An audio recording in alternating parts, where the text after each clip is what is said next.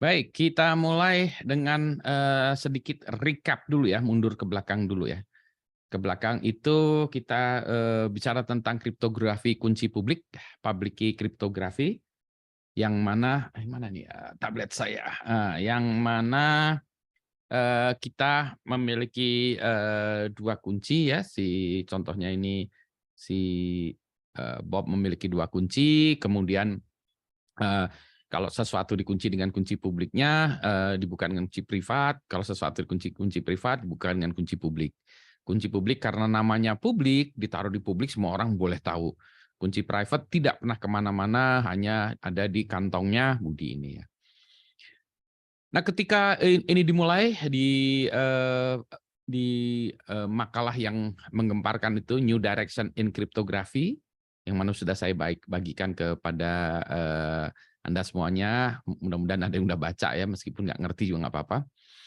Ketika itu makalah itu menjelaskan adanya sistem yang seperti ini, memungkinkan sistem seperti ini. Tapi pada zaman itu algoritmanya sendiri belum dimunculkan ya. Orang masih mencari algoritmanya apa gitu ya. The idea atau ide untuk melakukan seperti ini masuk akal, tapi mungkinkah algoritmanya ditemukan gitu ya. Nah, kalau kita lihat dari sejarahnya ini kalau di Amerika itu memang terjadi apa ya, perlombaan ya antar kampus-kampus. Jadi kampus-kampus di barat, di timur ya, biasanya kalau di Amerika itu kan antara grup barat, grup timur. Nah ini ide-ide ini muncul di grup barat, ya di grup barat, California ke sana. Nah grup timur mulai, wah ini tertantang nih, gimana ya algoritmanya.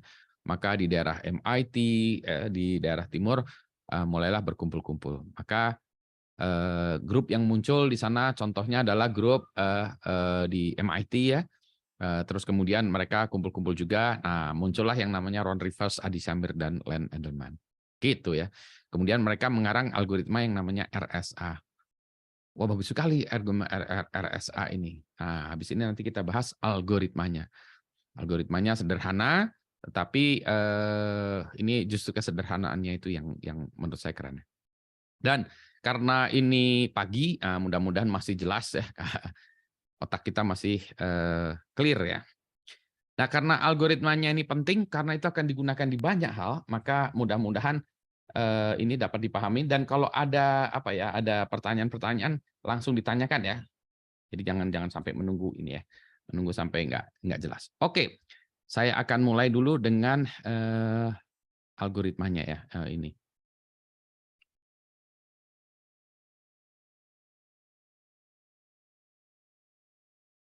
Mana nih? Oke, ini dia. Nah, ini saya adopsi dari materi presentasinya Pak Sarwono Sutikno ya, jadi kriptografi kunci publik. Nah, algoritma RSA ini hanya satu halaman ini saja gitu ternyata ya. Nah, algoritma ini seperti saya tadi sudah sitir, ini dikembangkan oleh 3 orang. RSA ini nama akhirnya, last name-nya. Nanti kalau ada teman yang baru datang mohon di-accept ya. Jadi ini nama dari 3 orang penemunya. Jadi yang R-nya ini Ron Rivest ya. Ron Rivest ya. Rivest. Adi Shamir, ya. Len Adelman ya. Saya nggak tahu double N-nya atau apa ya, double L-nya tuh. Jadi ini R ya, RSE, ini Ron Rivest nih. Nah mereka memang jagoan-jagoan di pakar kriptografi. Jadi nama-namanya mereka itu ngetop lah ya. Ron Rivest ini banyak membuat chipper, dia membuat chipper. Nah mereka yang berdua lagi ini juga kadang-kadang melakukan apa ya, men-challenge buatan Ron Rivest punya. Ron Rivest buat, mereka yang memecahkan. Oh iya gitu ya, memecahkan, saling memecahkan. Nah ini nanti si Ron Rivest itu dia juga punya namanya Rivest chipper ya, RC gitu ya. Ada RC, saya kasih nomor saya mungkin dari RC1 ya, RC2, RC3, RC4, RC5, RC6 dan seterusnya ya. Ini reverse chipper ini biasanya stream chipper yang bisa dipakai untuk misalnya di handphone segala macam tuh ada chipper-chipper buatannya si Ron Rivest ini ya. Jadi mereka hobinya memang buat begini. Ya. Nah di awalnya mereka mengembangkan algoritma ini yang akan nanti kita bahas ya. Kemudian algoritmanya ini hebatnya tuh nanti dipatenkan oleh mereka, dipatenkan ya. dipatenkan dan nanti algoritma ini tahun 1907 berapa ya? 77 atau berapa ya dipatenkan. Ya. Tapi algoritma ini nggak ada yang pakai sampai nanti munculnya browser ya dengan menggunakan SSL, nanti kita bahas sedikit ya. Berarti itu kalau kita lihat itu internet itu 1990-an ya, 90 atau 95. Jadi kalau dibayangkan dari sini ke sini itu ya butuh sekitar mungkin 15 tahunan ya. Baru sebuah teknologi itu digunakan ya, 15 tahunan. Ya ini jadi butuh waktu lama gitu ya. Hebat ya. Dan paten ini sudah habis. Nanti kita bahas implikasi dari patennya. Ingatkan saya soal itu ya. Oke, kita mulai dengan algoritmanya. Nah, dan ini kalau Anda tidak paham ya, langsung ditanyakan ya, karena ini nanti makin lama makin tambah susah ya. Ya, jadi saya akan minta Anda untuk ngasih jempol atau ini ya, untuk memastikan bahwa Anda sudah mengerti semua.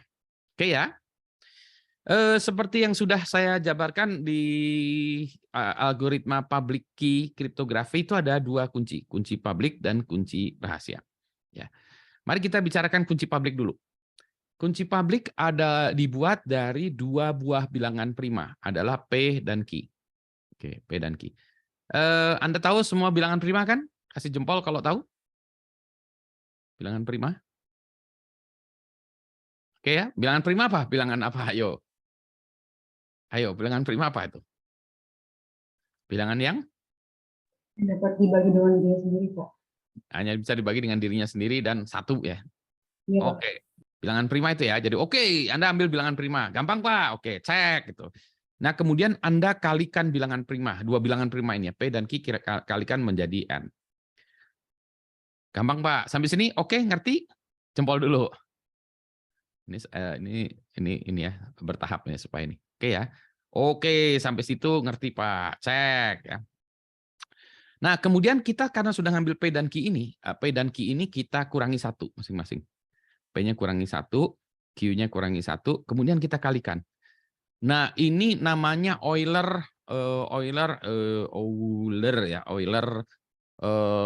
Toysian number ya, namanya gitu ya. Euler, kalau nggak salah gini, Toysian ya, kalau nggak salah tulisannya, number. Yang mana ya tinggal kita kalikan aja. Ini nanti ada contohnya ya, jadi nanti ada contohnya, jangan khawatir. Ini algoritma dulu, nanti ada contohnya. Kemudian Anda kalikan ini menjadi ya yang P tadi kurang 1, Q kurang 1 menjadi pi n. Sampai sini oke? Jempol?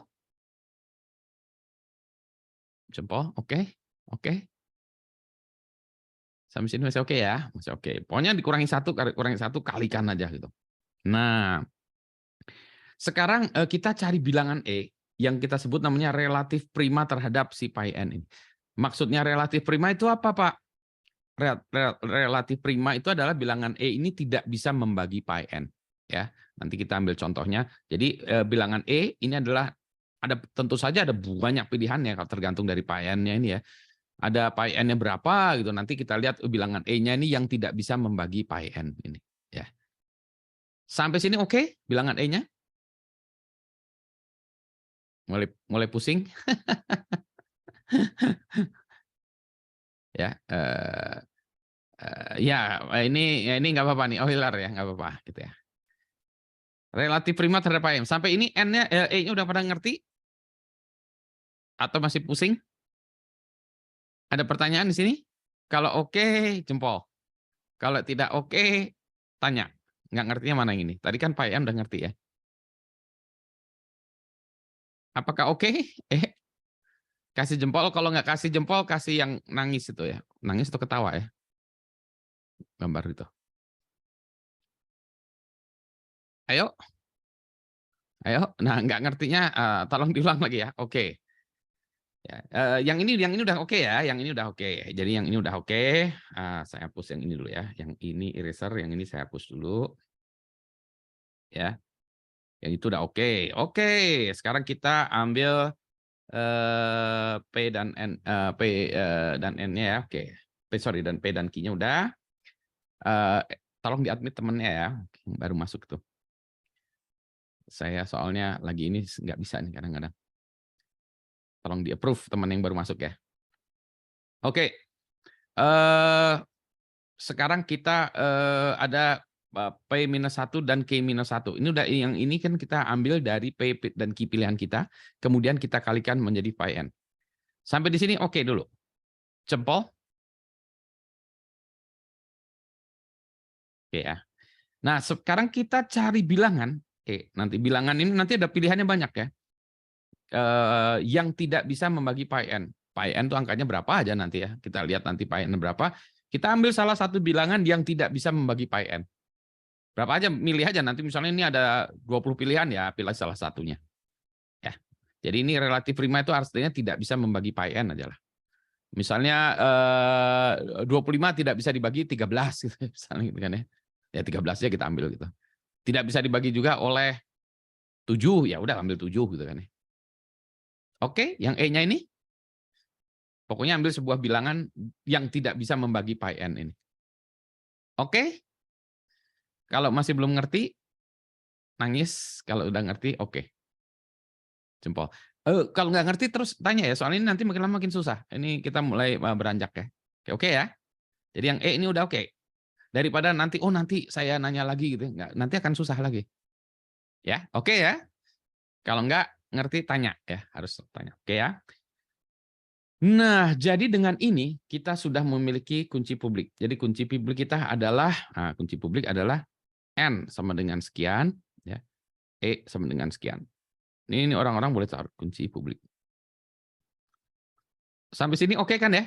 Jempol? Oke ya. Nah, sekarang kunci rahasianya apa? Pasangannya dari ini. Jadi kita memiliki pasangan kunci publik dan kunci rahasia. Pasangan itu ya kita lihat pasangannya ya. Nah, pasangannya itu gimana? Saya ambil kertas dulu kali ya. Saya ambil contoh. Oh, mungkin contohnya ini ya. Contoh inilah. Ya. Sebentar, saya stop share dulu ya. Jadi kalau saya lihat ini ya kertas ya, kalau saya sobek ini kan ya. Nah, yang satu ini kunci publik, yang satu kunci privat. Di seluruh dunia kan pasangannya cuma ada ini ya, nggak ada lagi kan ya. Jadi itulah kira-kira kalau kita bicara tentang kunci publik dan kunci privat ya. Jadi adalah pasangannya seperti itu ya. Oke ya, kita share screen lagi. Oke ya. Oke ya, sampai di sini udah ya. Sekarang kunci rahasianya. Kunci rahasianya kita sudah punya N dan E. Kunci rahasianya itu adalah D. Nah, rumusnya adalah D ini adalah E pangkat minus 1, ini atau 1 per N, mod pi n. Nah, pertama mod dulu. Mod ini adalah operasi modulus. Tahu modulus? Modulus itu contohnya gimana? Operasi modulus. Ayo, ada yang tahu modulus? Modulus itu sisa. Tahu? Sisa. Ntar saya lihat satu dulu. Ya, betul. Sisa ya. 10 mod 3 sama dengan 1. Ya, sisa pembagian. Jadi misalnya saya punya, yang contoh yang paling gampang itu jam kita ya, 12. Jam kita itu mod 12 ya. Bagi 12, sudah sisa pembagian. Jadi kalau misalnya 17 mod 12 berapa? 17 mod 12 jadi 5 ya. Bagi 17 bagi 12, 1 sisanya 5. Ya, bisa ya. Misalnya 255 mod 17. Nah, ini berapa nih? Pakai kalkulator dulu ya. 255 dibagi 17 sisanya berapa? Gitu kan ya? Oke, jadi modulus tahu jempol? Modulusnya ini, jempol dulu. Kalau udah oke. Operasi sisa. Oke ya, modulusnya oke. Ya. Oke, jadi dia rumusnya adalah ini mau kunci rahasia kita ya, adalah D E pangkat minus 1 mod phi n. Nah, ya, jadi ntar dulu. Ini kan kita udah tahu nih, E-nya udah ada, pi-nya udah ada ya. Sekarang jadi kita peristilah ininya adalah ini ya, D sama dengan E minus 1 mod N. Atau kita E-nya kita kiri ke ini dari ini E-nya kita kirikan D dikali E sama dengan 1, itu kan 1 seper tadi ya. Mod phi N. Gitu ya.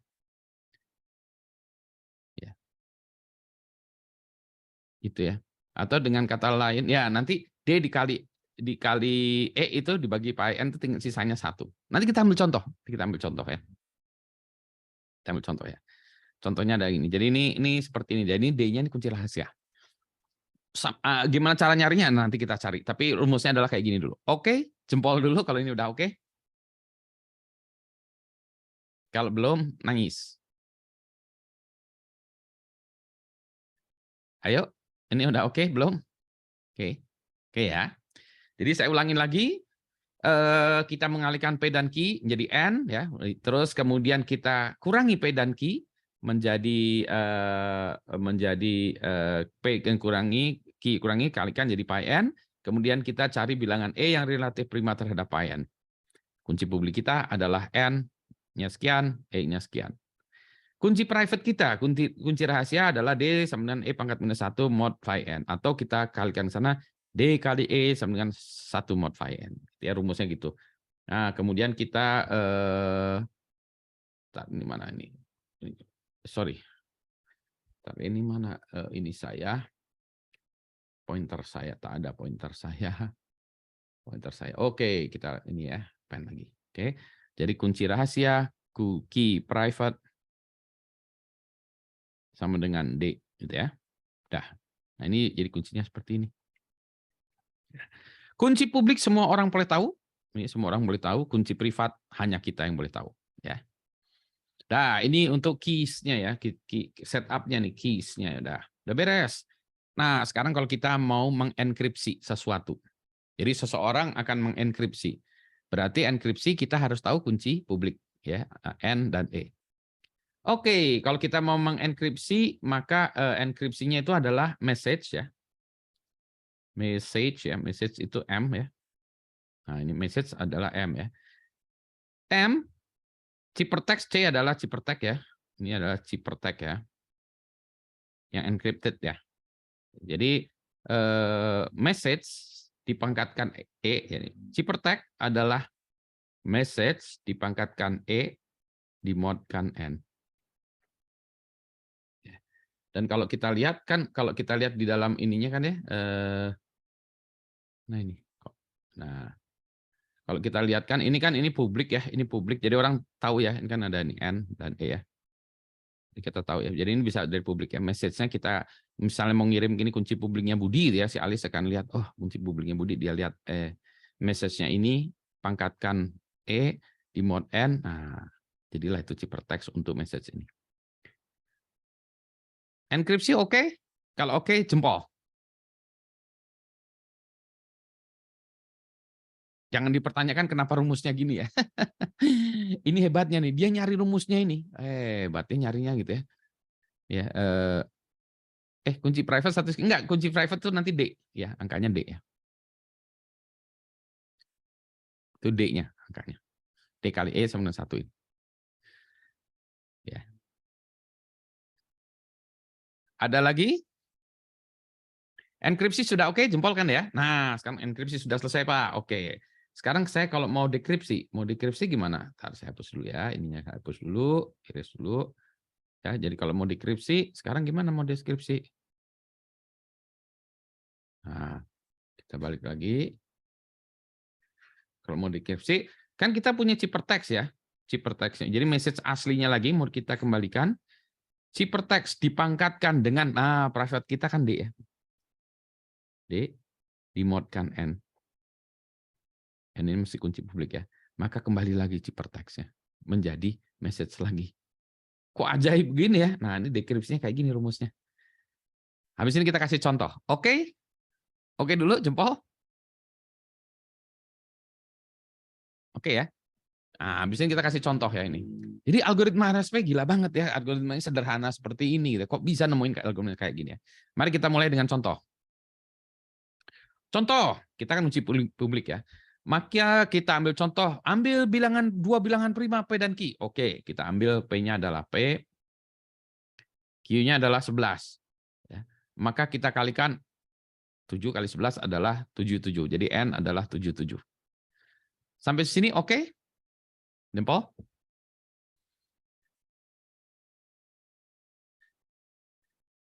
Oke, jempol ya. N sama dengan 77 ya. Oke. Kemudian karena P-nya 7, Q-nya 7, berarti pi N-nya adalah 7 dikurangi 1, ini 6 ya. Jadi 6 kurangi 1, Q 10, 11 kurangi 1 jadi 10. Jadi pi N adalah 6 dikali 10, jadi 60. Ya, 60. Maka kita mencari E yang tidak bisa membagi 60. Jadi kita cari E yang relatif ya prima terhadap 60 ya. Nah, tentu saja ada banyak. 13 nggak bisa membagi 60, 17 nggak bisa 60 bagi, 23 juga nggak bisa, dan seterusnya gitu ya. Nah, ambil ini misalnya 17.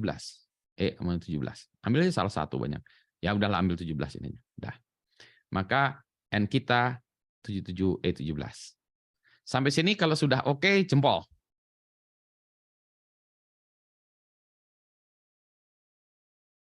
Oke? Oke, sudah ya? Oke. Udah ya, Pak. Oke, beres. Kunci publik beres. Oke, kunci publik udah beres ya. N77 17. Kalau gitu kita kunci private key-nya, kunci rahasianya. Tadi rumusnya adalah D sama dengan E pangkat 1 mod phi N. Oke. Berarti E-nya kita pindahkan ke sana. D kali E sama dengan 1 mod phi N. Nah, ini ada rumusnya untuk mencarinya. Tapi ini singkat cerita dia dapat ya, D-nya adalah 23. Kenapa demikian? Coba kita cobakan ya. Kan D kali E sama dengan 1 mod phi N ya. Itu sama dengan ya, kalau ini kita ini sisanya 1. Jadi sama juga nih, D kali E mod phi N sisanya 1. Jadi kalau tadi 53 ya, ini untuk membuktikan nyarinya nanti ada rumusnya ya. Tapi kalau kita nyari 53 dikali E, ini untuk menunjukkan buktinya atau enggak kan ya, itu adalah 901. Kalau di mod 60, 901 dibagi 60 adalah sekian, sisanya 1. Ini sama dengan 1 mod 60. Jadi benar, oh iya benar, D-nya 53. Ya, pasti integer. Ya, jadi semuanya ini bilangannya harus integer. Semuanya integer. Karena apa? Karena mod. Operasi mod itu kan sisanya itu selalu integer ya, karena pembagian-pembagian itu kan float ya. Integer ya. Kan misalnya pokoknya semua bilangan integer dibagi integer, modnya pasti integer ya.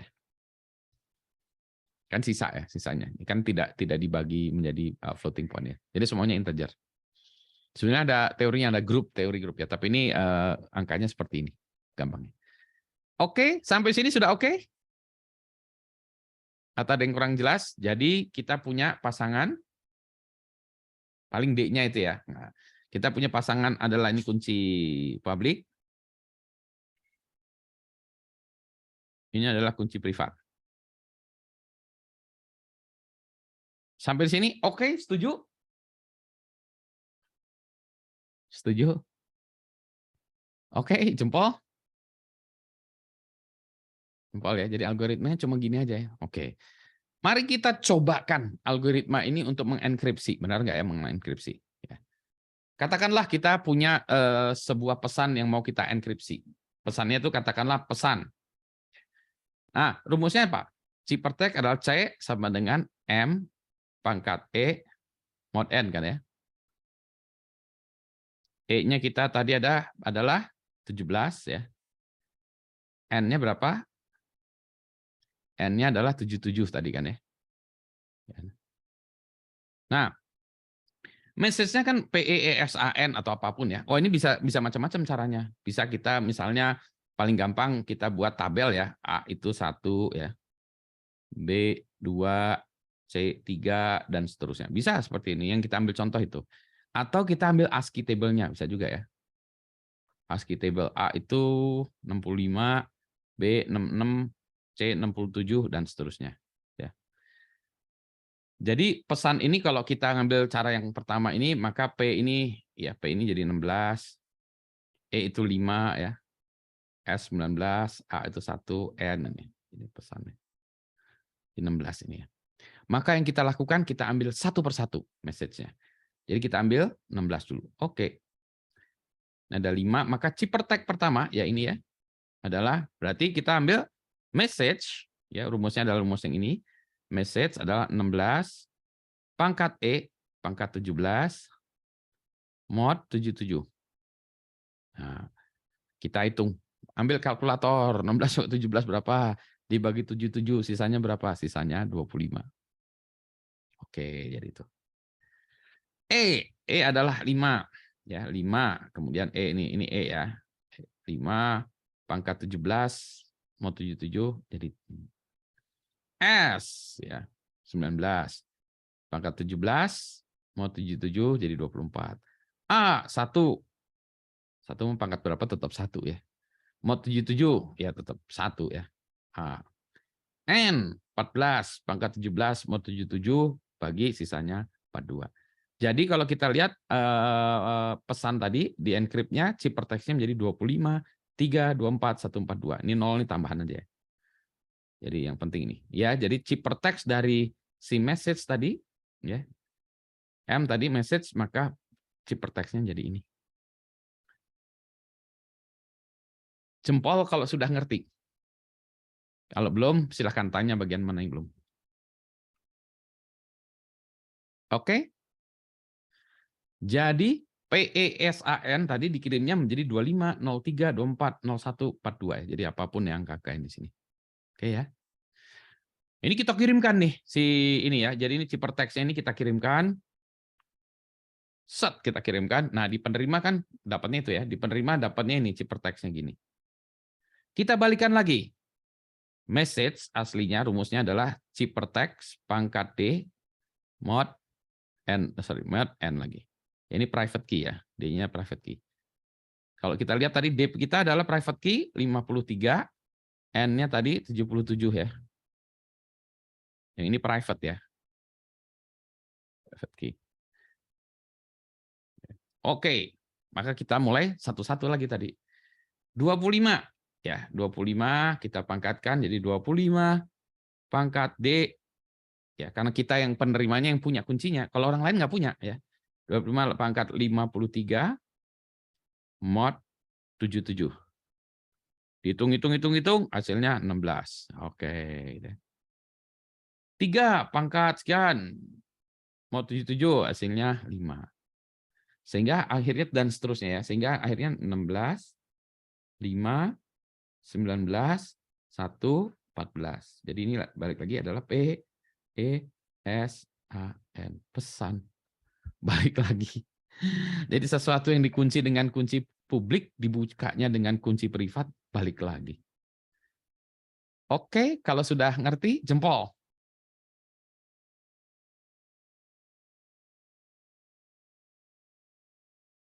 Jempol lagi. Udah ya.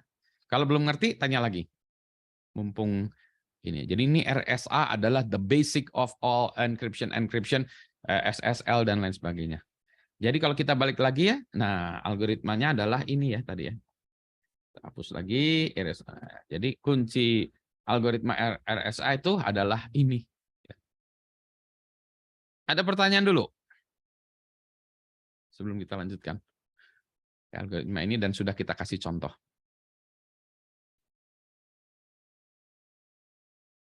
Kalau enggak, kasih jempol. Nah, ini saya beranjak lagi. Kenapa nggak pakai algoritma RSA terus gitu ya? Kan gampang tadi, bagus kan deh. Jempol. Kita boleh terus? Atau ada pertanyaan? Kalau signing belum, nanti kita lihat signing sama aja. Prinsipnya sama, tinggal dibalik. Nah, ingetin signing ya. Tapi yang ini udah oke ya? Oke, yang ini udah oke? Atau masih perlu pertanyaan dulu? Oke ya, udah oke. Sekarang attack-nya. Nah, tadi ini saya ambil contoh kan gini ya. Oke, sekarang kan kalau yang kita kasih tahu kan kunci publik ya, kunci publik adalah 2 ini kan ya, N sama dengan 77, E sama dengan 17 ya. Kunci publik semua orang tahu kan ini ya. Nah, kalau kita ingin mau melakukan cracking atau menebak, maka kita menebaknya ini kan semua orang tahu, kita nggak tahu D-nya ya. Kenapa nggak tahu D-nya? Karena ada PyN. PyN kita nggak tahu nih PyN ya. Kalau D, kita tahu rumusnya ini. Tahu, tapi PyN kita kan nggak tahu. Berarti untuk cari PyN kita harus cari berapakah P dan Q. Nah, kalau kita dikasih N sama dengan 77. Yang mana ini adalah perkalian P dan Q, dan dua-duanya adalah bilangan prima. Nah, gimana cara melakukan menebaknya? Kalau kita tahu gini. Gimana cara attack-nya? Paling gampang. Idenya gimana? Ada yang punya ide? Silahkan. Kalau saya kasih tahu, N77 itu perkalian dua buah bilangan. Bilangannya berapa aja? 11 sama 7, Pak. Kenapa? 11 sama 7. Nah, cara nyarinya gimana kok 11 sama 7?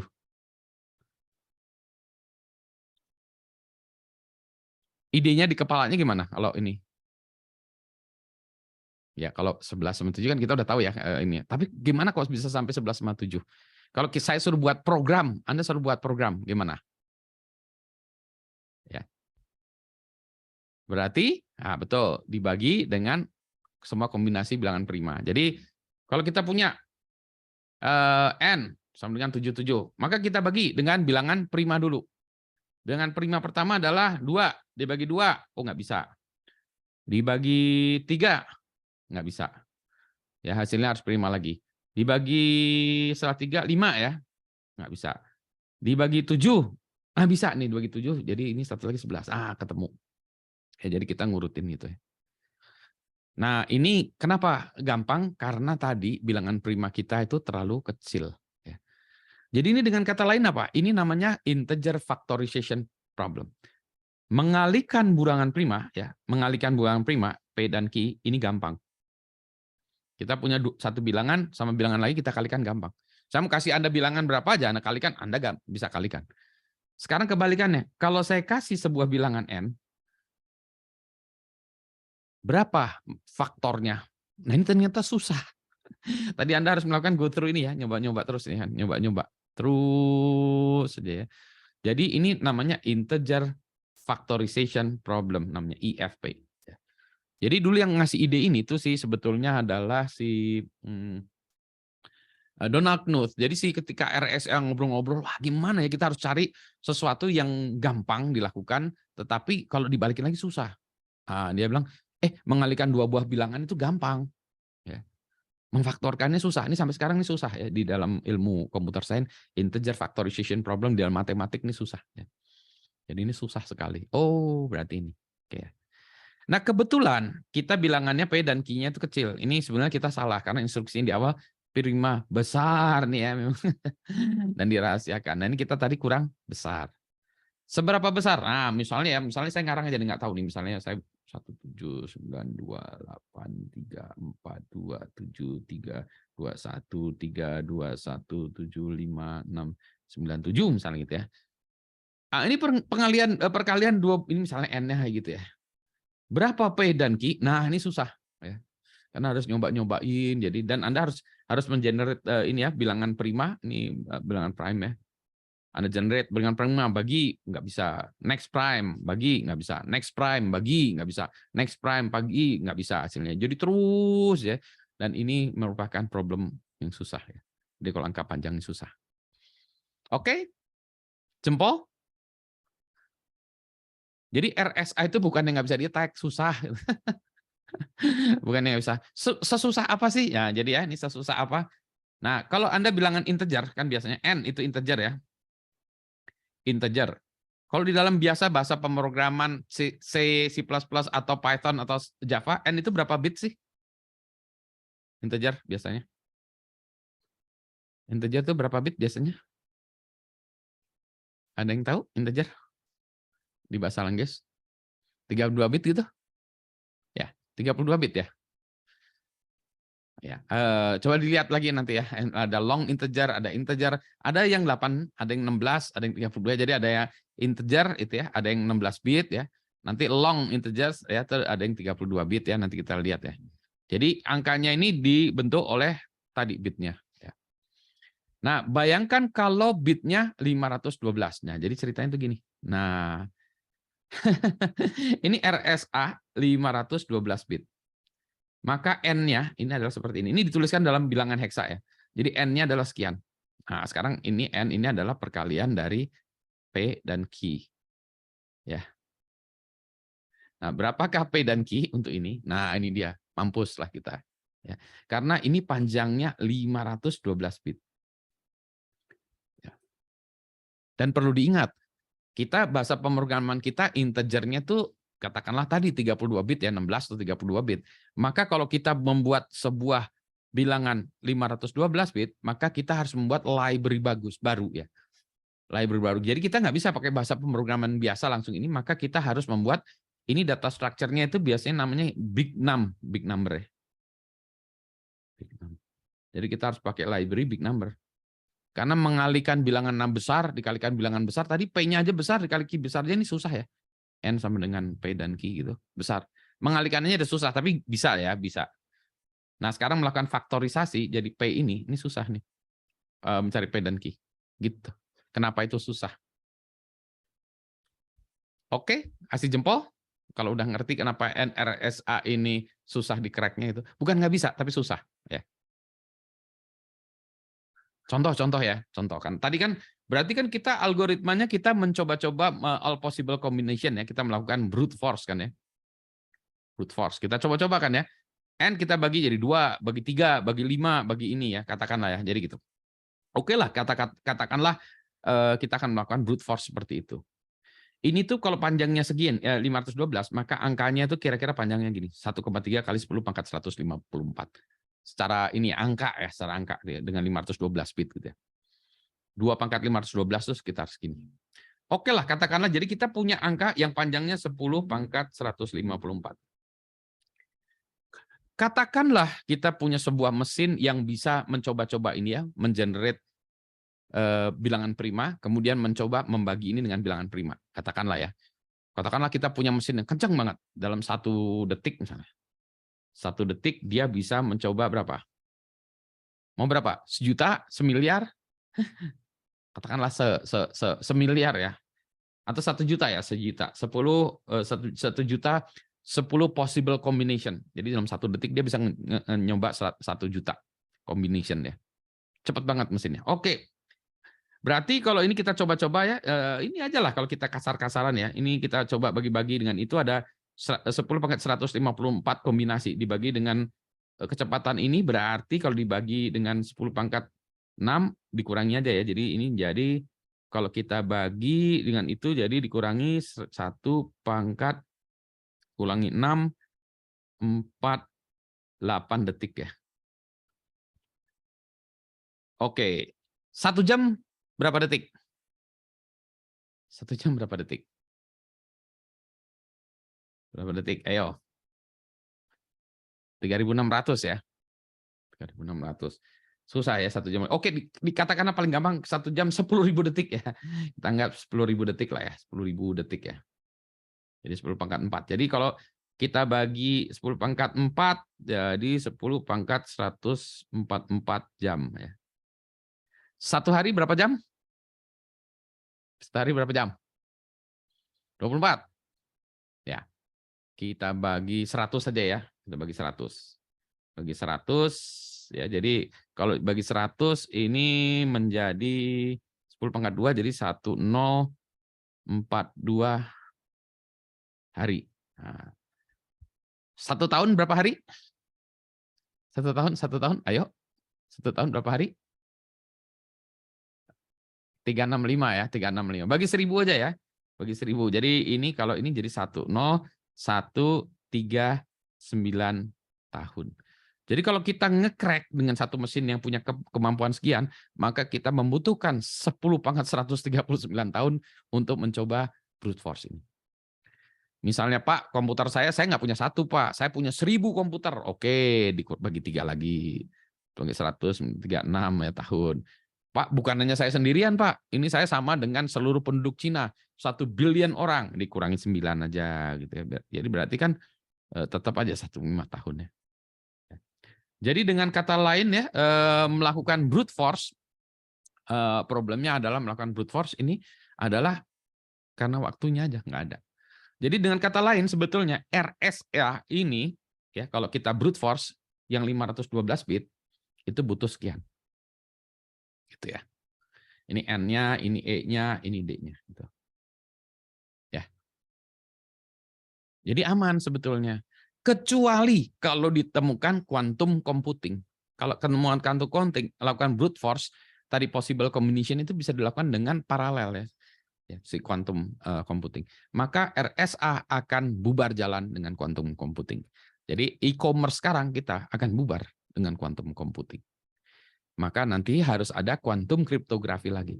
Tapi quantum computing ya dengan ini, jadi ceritanya kalau kita bicara quantum computing semua algoritma encryption yang ada sekarang ini bubar jalan semua. Ya. Karena tadi ini kalau kita lihat ya, masih ingat yang DES. DES itu kan structure ya, kita lihat ada ini substitusi, permutasi, substitusi gitu-gitu kan ya. Itu structure. Kalau algoritma yang public key itu biasanya problem persamaan matematik. Jadi kayak ini kan ini kita adalah problemnya integer factorization problem. Ya. Sampai sini oke? Jempol? Jempol. Jadi kenapa si RSA ini susah di-crack tuh? Masalahnya gini aja sih. Ada lagi yang lain? Yang lain sudah paham atau belum? Ada pertanyaan kah? Sebelum kita lanjut lagi nih, tambah susah lagi. Tambah susah lagi. Ayo. Oke. Ada kelemahan lain selain waktu? Ada. Bukan kelemahan ya. Sebenarnya kesulitan. Kesulitan. Pak, kalau gitu kenapa nggak RSA dipakai terus-terusan aja, kita ganti dengan DES sudah yang private key crypto system, kenapa nggak digantikan dengan public key crypto system? Ya, kan ini kayak gini aja kan, wah ini keren amat ya. Nah, problemnya adalah ini sekarang. Masih ingat ya misalnya kita mau ini kan ya, mengenkripsi ya. Saya ini kan tadi ya. Ya kan. Enkripsinya di ini adalah ciphertext sama dengan message pangkat ini ya. Mod N kan ya. Itu kan ya. Rumusnya sederhana gitu ya.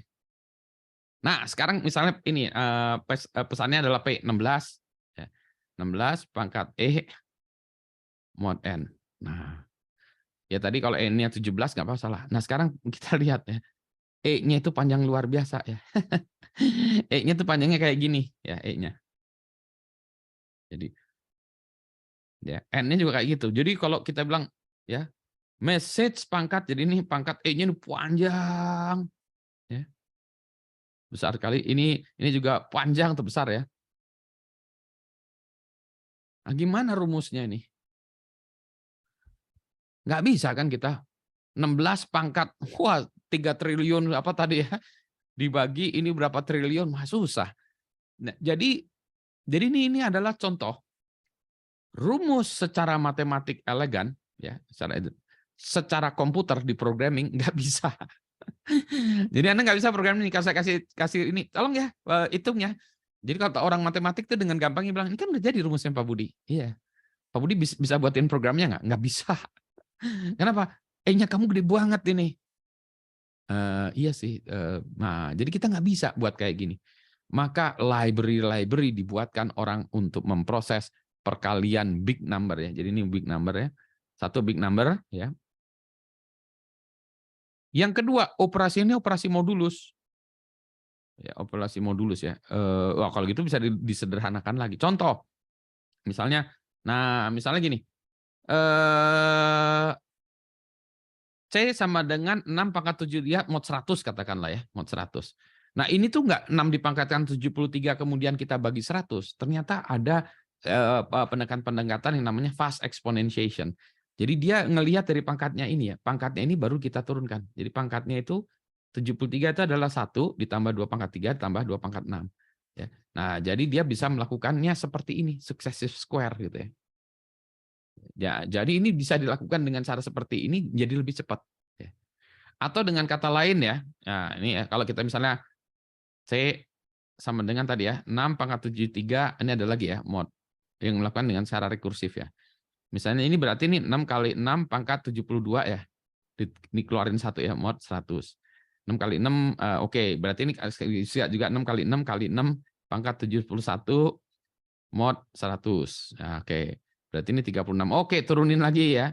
Jadi ini 36 dikali 6 kali 6 pangkat 71 mod 100 ya. Ini kita kaliin dulu, sisanya kita taruh di situ. Turunin terus ya. Bisa juga gitu rekursif ya. Wah, tapi ini lama banget ya, lama. Ya, jadi komputasinya berat sekali. Ya. Maka kita harus cari-cari ini fast exponentiation ya, gini. Ya. Maka tadi yang kita sebut ini tuh sama dengan 16 mod. Jadi 16 mod 100 ini artinya adalah, maka sisanya adalah 16 ya. Jadi dengan rangka yang lebih singkat ya, jadi pada rekursif yang banyak ya, maka kita bisa melakukannya kayak gini. Ya. Nah, algoritmanya keren, di-crack-nya susah, dipakainya juga susah komputasinya. Bayangkan, ini kita satu byte aja atau 1 byte ya, misalnya 16. Kita pangkatkan ini, wah repot sekali ngitungnya. 5 pangkatkan ini cuma 1, 2, 3, 4, 5. Ini cuma 5 bytes ya. Bayangkan kalau kita punya filenya misalnya 1 mega. 1 mega kan harus melakukannya gini 1 juta kali ya, 1 juta kali. Maka komputasinya ini terlalu berat ya, melakukan dengan angka yang kayak gini tuh terlalu berat.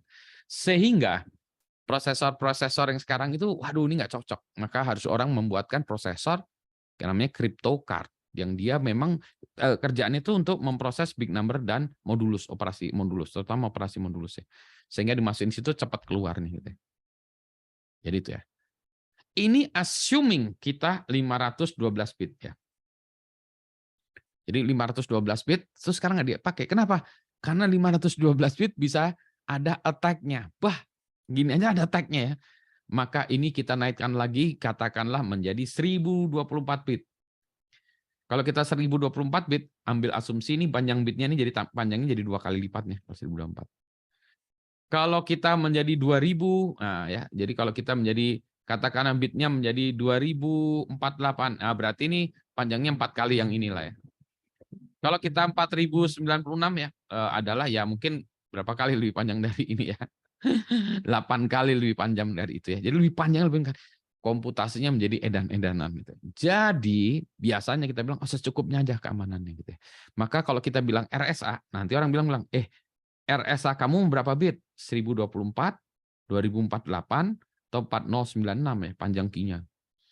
Semakin panjang key-nya tentu saja semakin secure, tapi komputasinya semakin tinggi juga ya. Tinggi. Jadi inilah yang tidak diinginkan oleh orang-orang. Bayangkan dulu internet dilakukan dengan komputer-komputer yang kecil. Maka dulu-dulu ya kita 512 bit aja. Sekarang 4096 sudah bisa lah digunakan. Ya. Ada pertanyaan sebelum ini kita sudahi. Jadi RSA adalah itu. Kalau udah ngerti, jempol. Nanti kita baru balik lagi ke penggunaannya. Oke ya. Sambil mikir kalau Pak, kalau saya ingin untuk yang panjang ya tadi ya.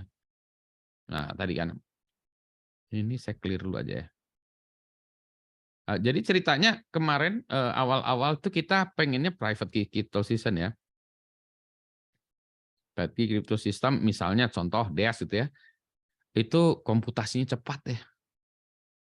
Komputasi cepat ya. Nah, cuma ada masalah kemarin. Kalau kita lihat private key crypto system adalah key-nya ya, key. Gimana memberitahukan kunci antara kedua belah pihak, antara si Alice ya, si Alice nih, Alice dan Budi ya, dengan Budi ini gimana cara key exchange-nya ya, key exchange-nya. Jadi yang kedua, key-nya kan meledak eksponensial ya antara Alice Budi, Alice Charlie dan lain sebagainya gitu ya. Jadi ini tuh kita pengen ya pakai private key crypto system tetapi kuncinya yang susah. Nah, sekarang jadi kita kalau gitu gini aja ya. Si Alice dengan Budi, nah dia bilang misalnya kita menggunakan kuncinya ini kita key exchange dengan public key crypto system. Jadi misalnya Budi ini ada kuncinya ada 2 kan ya, kunci publik ya. Kunci publik BR gitu ya, dan kunci private ya. Nah, jadi si Alice bisa bilang, Saya ingin kita mau komunikasi ya. Saya membuat kita pakai kuncinya kita sebutnya namanya session key. Key session ya. Diambil aja dari langit. Dari langit diambil misalnya apa? Bandung 1 2 3 gitu ya. Ya. Kemudian ini di-encrypt dengan kunci publiknya Budi. Nah, dengan RSA gitu ya. Kunci encrypt dan kunci publiknya Budi. Nah, K publik Budi ya. Karena kunci publik Budi kan diketahui oleh semuanya gitu ya. Dikirim ke sini, nah dia buka ya, dibuka dengan menggunakan kunci ya. Jadi ini encrypted key ya. Encrypted session key. Nah, sampai di sini dia buka ya, dibuka dengan kunci privatnya, maka dia akan menghasilkan kunci sessionnya. Ya. Yang itu Budi 123. Nah, untuk selanjutnya ya dia pakai private key crypto system aja, pakai DES aja atau apapun pakai DES atau AES ya. Dengan kuncinya adalah key session tadi. Ya, pakai itu. Nanti manakala satu sesi berhenti ya, selesai sesi berhenti, Alice bilang, kita ganti kunci. Dia ganti kunci aja. Kuncinya dan tidak harus seperti ini. Kuncinya bisa X7198YZ apa ya itu gitu ya. Session key kita ganti, encrypt lagi sini, ganti lagi session key-nya. Jadi setiap sesi kuncinya ganti-ganti. Sehingga orang-orang yang mau nge-crack, dia baru mau nge-crack, sesinya udah ganti. Mau nge-crack lagi, udah ganti. Mau nge-crack lagi, sesi. Jadi setiap sesi bisa ganti-ganti. Jadi inilah yang merupakan hybrid. Ya. Jadi kunci kriptografi, kunci publik digunakan untuk mengencrypt kuncinya, kunci sesi. Nah, kunci sesinya itu digunakan untuk dengan private key crypto system lagi aja. Ya. Jadi misalnya kita punya filenya, ini nanti gimana? Filenya kita encrypt dengan private key aja. Private key-nya yang kita kirimkan. Kuncinya apa nih? Filenya.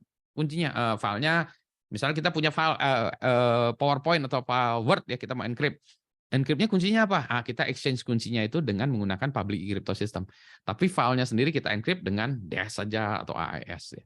Gitu ya. Jadi kita selalu menggunakannya adalah yang masuk akal adalah dengan menggunakan hybrid tadi. Karena bagaimanapun juga private key crypto system itu lebih cepat, lebih efektif ya begini. Cuma masalah kuncinya aja tadi. Nah, masalah kuncinya solve dengan menggunakan mekanisme seperti ini. Nanti kita bahas lagi tentang key exchange dengan menggunakan protokol Diffie-Hellman ya. Tapi ini sementara ini kita ini dulu ya. Ada pertanyaan lagi?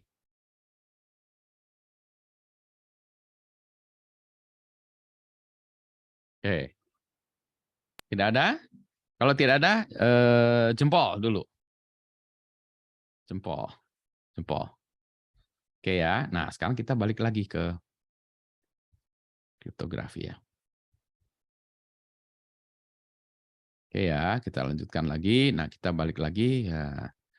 Jadi, nah sekarang kita sudah tahu bahwa oh iya Pak ada ya.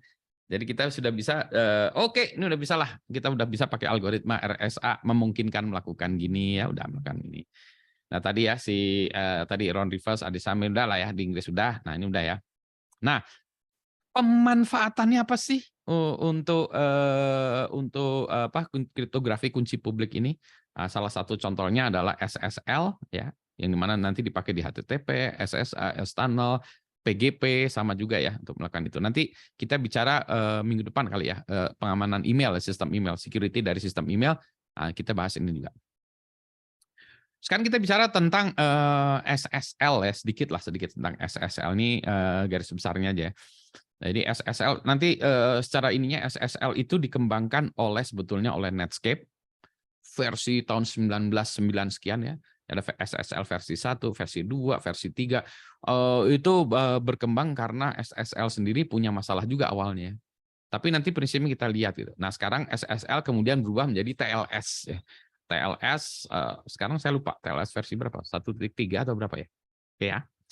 Nah, jadi kalau kita lihat misalnya di internet banking nih, internet banking Bank Mandiri yang lama ya, HTTPS segala macam ya, sebetulnya ini adalah menggunakan SSL protokolnya. Nah, gimana cara kerjanya? Nah, cara kerjanya adalah setiap orang punya kunci publik, kunci privat tadi ya. Kan tadi punya kunci publik, kunci privat, ya, gitu. Kan kayak gini tadi, wah ini punya kunci publik, kunci privat, ini tadi ya. Nah kunci publik, kunci privat ini bagaimana orang tahunya kunci publiknya saya gitu ya, kunci publiknya Budi ini gimana caranya? Nah kita simpan di dalam CA. Jadi kalau si Alice ingin melihat mana kunci publiknya, nah cara gimana? Nah kita berlangganan ke sebuah perusahaan gitu ya, CA, yang namanya Certificate Authority. Sekarang ada banyak CA di Indonesia. Kalau dulu yang paling ngetop cuma VeriSign. Nah, yang kita simpan itu di dalam komputer kita adalah sertifikat ya. Sertifikat. Di dalam sertifikat ini berisi adalah kunci publik kita di dalamnya. Jadi nanti kalau misalnya ada orang minta, ya kita kasihkan sertifikat saya sini. Kunci publiknya mana? Diekstrak dari sertifikat itu. Ya. Nah, sertifikat ini ada formatnya. Yang paling ngetop adalah versi X509 standarnya ya. Nah, bentuknya itu kira-kira sertifikatnya seperti ini. Ya. Yang pertama ini di sini ada versi. Ya kalau ini versi 3, versi 3. Nomor seri sertifikat, misalnya ini diberikan oleh VeriSign ya. Misalnya nggak tahu lah, VeriSign atau DigiCert 123 atau berapa lah ya, /2022, ini kayak nomor surat aja atau apalah ya. Signature identifier untuk signature ini dari CA. Nah, misalnya dia bilang saya pakai RSA 1024 gitu ya. Kemudian nama nama X500 yang sebagai standar ya CA-nya. Misalnya ini adalah namanya adalah VeriSign LTD Limited misalnya gitu ya. Oke. Nah, kemudian yang di dalam ini tuh adalah sertifikat isi data si yang penggunanya atau customer-nya nih ya, customer atau yang punya sertifikat. Periode validitas misalnya sertifikat ini dipakai sampai Januari 21 Januari 2023 misalnya. Oke. Nama yang punya sertifikat. Nah, subjek sertifikat namanya misalnya. Nah, ini bisa pribadi Budi Raharjo arahat@gmail.com atau bisa juga web ya. Misalnya kita mendaftarkan www.itb.acid ya. Namanya adalah www.itb.acid misalnya. Ini bisa macam-macam, nanti bisa individu, bisa organisasi, bisa mesin, bisa apa macam-macam ya.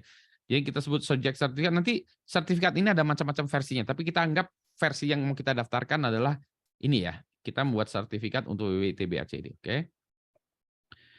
Kunci publiknya sekarang, algoritmanya apa? Nah, tadi algoritma, karena ini bisa macam-macam kan ya, bisa RSA, bisa RCC. Oh, kita bilang RSA mau berapa? 2048 misalnya. Oke. Kunci publiknya, nah di kunci publiknya ini kita bilang N sama dengan sekian, ya, terus N itu tadi ya sekian, ya. Ini panjangnya akan 2048, jadi dia akan menjadi 2048 bit ya panjangnya si N dan E ini di sini. Oke, yang ini sekarang opsional, fieldnya opsional. Nah semuanya ini ditanda tangan oleh si CA-nya. Jadi si CA-nya itu kan si VeriSign juga punya kunci private ya. Ada kunci CA, ada kunci publiknya ya. CA ya. Nah, ini desain dengan kunci private-nya CA. Sign, set, diletakkan di bawahnya sini. Tag. Nah, ini tanda tangannya CA. Dengan kata lain dia bilang, kunci publik yang milik Budi Raharjo, kunci publik merek www.itb.acid adalah kunci publiknya ini. Siapa Anda? Saya VeriSign. Ya, ini saya datangkan dan saya tanda tangan dengan ini VeriSign menyatakan bahwa kunci publik www.itb.acid adalah ini gitu. Ya. Tanda tangan. Ini sebetulnya sama dengan KTP ya. Kalau KTP kita yang lama tanda tangannya ada KTP dan nama ya. Tanda tangannya dulu kalau dulu camat.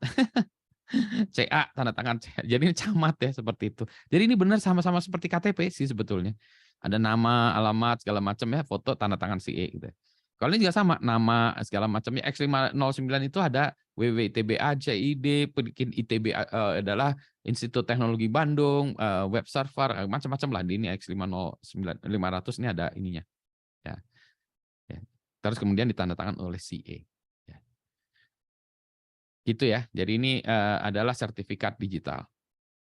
Pak, kalau selain CA-nya VeriSign ada lagi nggak? Ada DigiCert, ada apa? Boleh nggak buat CA sendiri? Boleh aja gitu ya.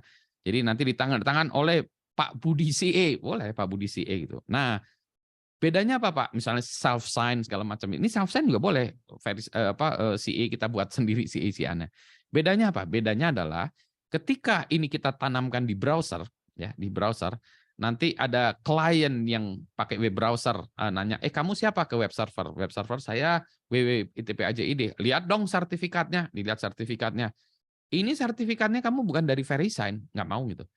Nah, jadi si web browser kayak bangsanya Firefox segala macam ya, Safari segala macam, dia hanya mau terima sertifikat yang ditandatangani oleh CA tertentu.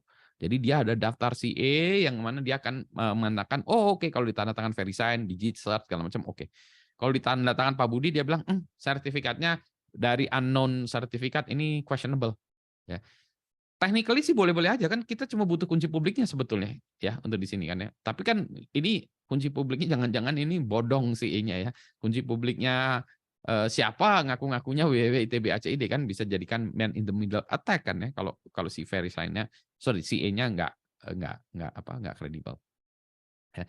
Jadi X509 ini hanya format sertifikat. Nah, jadi kalau kita lihat tadi ya, kalau kita lihat ini misalnya HTTPS ini kalau kita klik gitu ya, nanti dilihat, saya nggak tahu ya, ini tampilan versi lama ya. Jadi kalau kita lihat ya, HTTPS bentuknya kayak gini, tek ya. Issue to, nah ini tadi ya, subjeknya adalah IB Bank Mandiri Co.id. Jadi ini sertifikatnya untuk IB Bank Mandiri Co.id. Kalau ini dipakai oleh mail.bankmandiri. Ini dia akan bilang, enggak, sertifikatnya untuk IB, bukan untuk mail Bank Mandiri Co.id, nggak boleh, beda nih. Ya. Maka ada juga sertifikat yang dia star, bintang ya.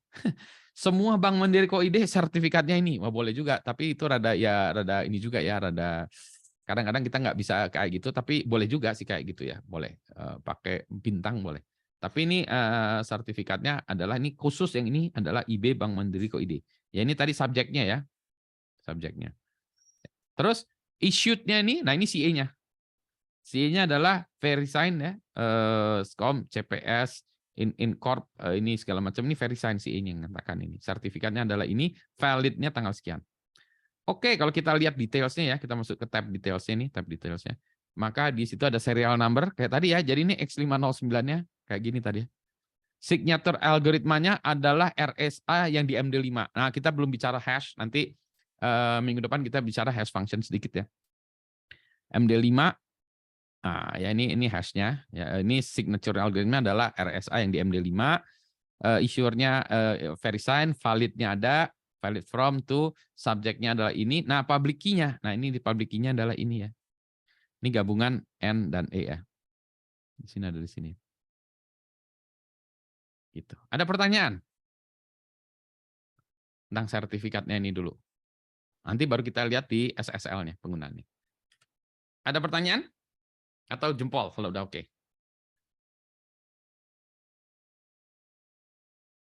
Ya, jadi kalau kita lihat X05, kalau kita nge-set up Apache atau apa, kita self-sign segala macam, sebenarnya kita menerbitkan sertifikat yang kayak gini yang kita buat sendiri, CA-nya kita sendiri. Maka kadang ya tergantung dari server dengan browser. Boleh-boleh aja sih. Tapi kalau kita pakai web browser dia sering ngamuk. Oke ya. Oke, nah sekarang sertifikat itu dipakainya di mana? Nah, kita bicara tentang protokol SSL. Ini protokol garis besarnya aja. Ini protokol SSL versi lama, versi barunya lagi dipersingkat lebih cepat lagi. Dan lebih sederhana. Jadi ini kalau kita ada web browser, ini ya, web browser kita. Ya, ini web server. Ya. Jadi kalau kita buat web browser ke web server, saya misalnya web browsernya ini HTTPS ya. Ini ya, saat gitu ya, dia lari ke server. Sebetulnya yang di bawah protokol SSL itu si klien akan ngirim ke server. Hello, ya, saya ingin koneksi ke kamu. Saya bisanya adalah private key crypto system. Saya bisa AES 256. Ya. Saya bisa juga DES, bisa juga apa ya ini yang private key. Kalau public key, saya bisa RSA 512, RSA 1024 sampai RSA 4096 gitu misalnya gitu ya. Atau protokol lain dia bisa juga algoritma lain bisa.